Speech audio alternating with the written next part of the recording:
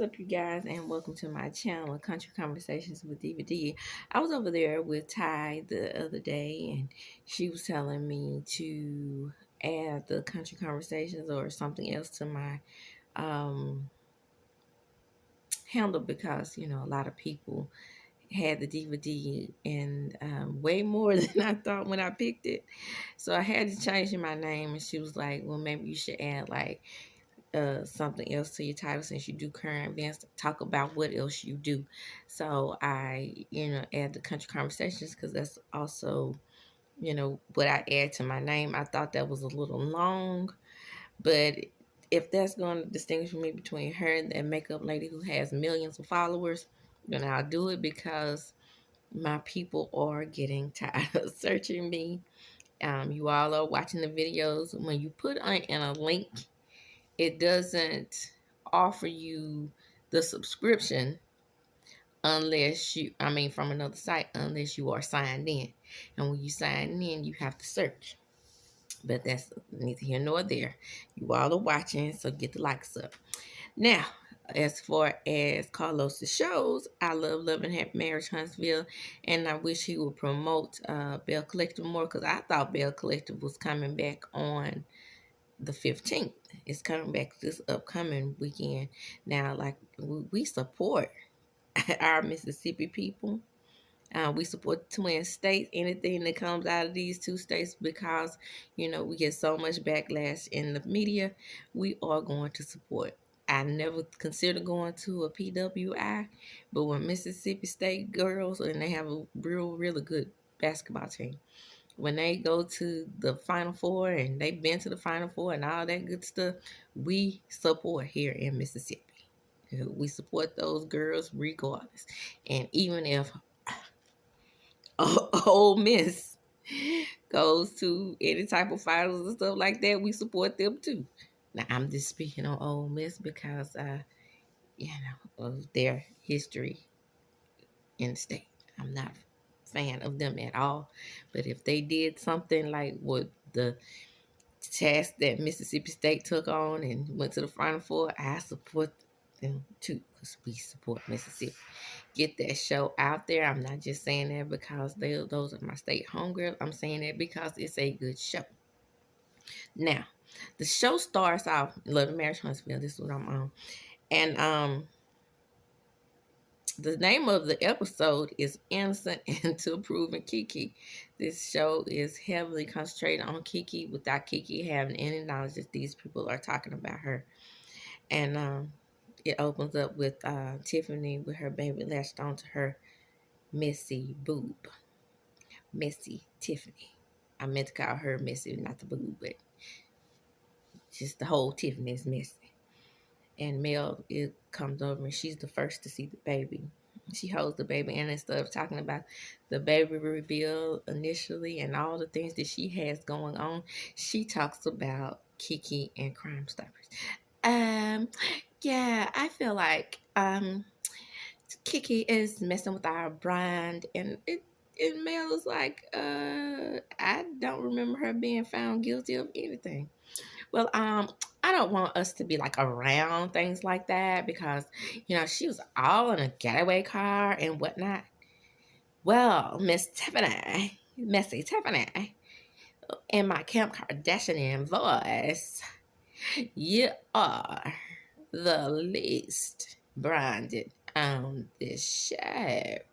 I mean, really, what do you do? Kiki has been on the show 5 minutes less than you have, and she is way more entertaining than you and your husband, honey. Anyway, she goes on to say, well, I just don't want that around me. And Mel's like, okay, whatever, I'm still going to be cool with her in so many words because she hasn't done a damn thing to me. But she said it in a sweet southern way. And I would cuss Tiffany's ass out. Because how dare you? Right there. You just want somebody on your team because Kiki got you together in the previous episodes. Now, Courtney goes to meet with MARSAU, and MARSAU is over there in all his glory and all his fineness, and quote unquote, talking about, you went to see my wife, and I don't appreciate that. You need to stay out of woman's business. And Marceau is like, well, Courtney, you got some nerve telling me to stay out of woman's business when you literally run a woman's business. And he's like, I know you want to call him MF, so I'm going to call him MF. He was like, motherfucker, you know damn well what I'm talking about. I am not talking about woman's business in business. I am talking about you confronting my wife. If you wanted to handle something about my wife, you should have let your wife handle that. And then Marceau said, well, business is business. And I feel like I can confront her as long as we're talking about business. And he's like, I made all the vendors pay. And then Courtney quickly figured out, yeah, you made all the vendors pay once you realized that more people came than you thought were going to come. So you overbooked. That's not business. And Courtney's like, in his confession, he's like, you don't want to get in a pissing contest with me because I got the millions to back me up. You do not. What does Marceau do while he's talking about women's business and trying to put down a lucrative hair care business? My understanding as far as net worth goes, Courtney and Stomisha has the highest net worth of anyone on the show. Whether his wife started the business or not, he is very supportive in that way. And when he got ready to leave out of the black, where he pulled up and let Marsawa know, play with my wife like that, he drops off 320s and says, this is for your $100.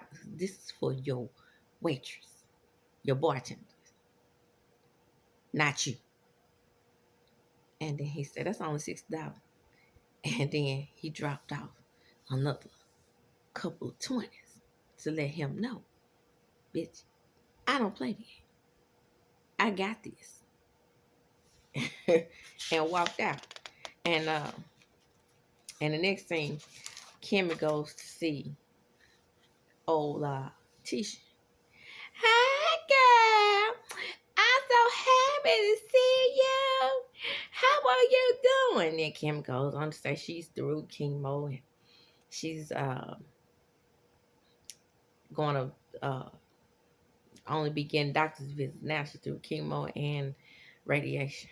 But only thing that Kimmy discusses, she doesn't discuss really her business. No, she wants to talk about Kiki as well. And both of them get together and talk about Kiki.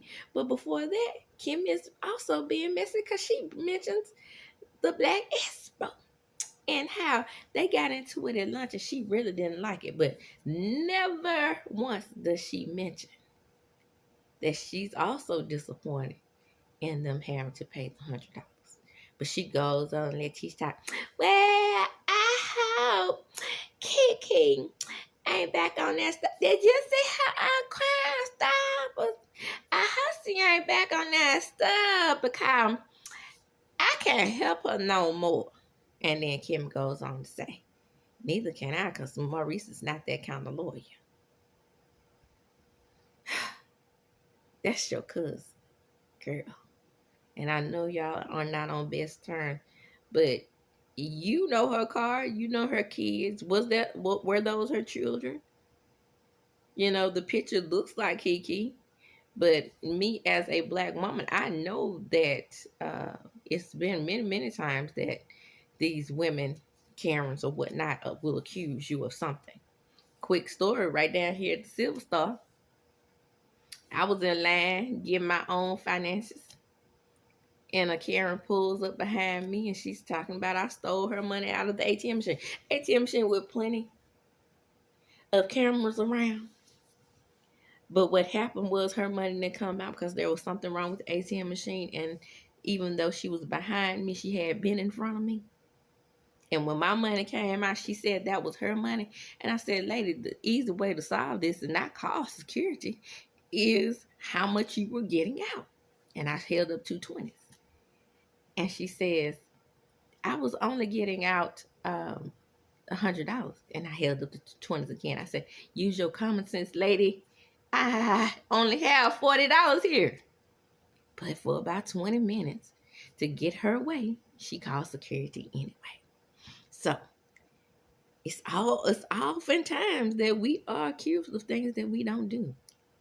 So how do we know that they didn't get her mixed up with someone else? Easy thing of mistaken identity when it comes to black folks, right? So moving right along, I just wanted to make sure we knew that Kimmy never mentions her little issue with them at the Black Expo.